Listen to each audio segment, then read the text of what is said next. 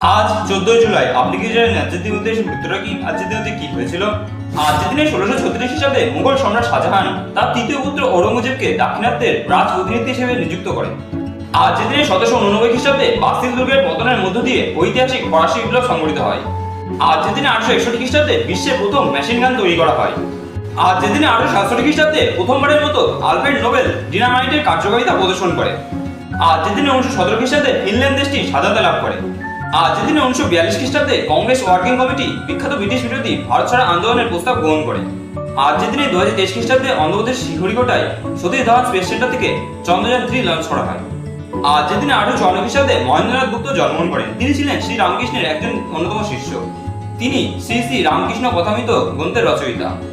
আজকের দিনে 1957 খ্রিস্টাব্দে অলোক বর্মা জন্মগ্রহণ করেন। তিনি হলেন ভারতের সিবিআই অর্থাৎ সেন্ট্রাল ব্যুরো ইনভেস্টিগেশনের 37তম প্রধান।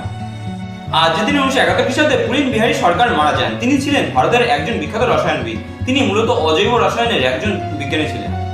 ভিডিওটা কেমন লাগবে সেটা কমেন্ট বক্সে কমেন্ট করে জানান। ভিডিও যদি ভালো লাগে থাকে তাহলে একটা লাইক করে দেবেন। ভিডিও দেখে যদি আপনি নতুন কোনো তথ্য জানতে পারেন তাহলে আপনি আপনার প্রিয়জনদের শেয়ার করে তাদের জন্য সুযোগ করে দেবেন। এইরকম প্রতিদিনের গুরুত্ব সম্পর্কে জানতে চ্যানেল সাবস্ক্রাইব করে চ্যানেল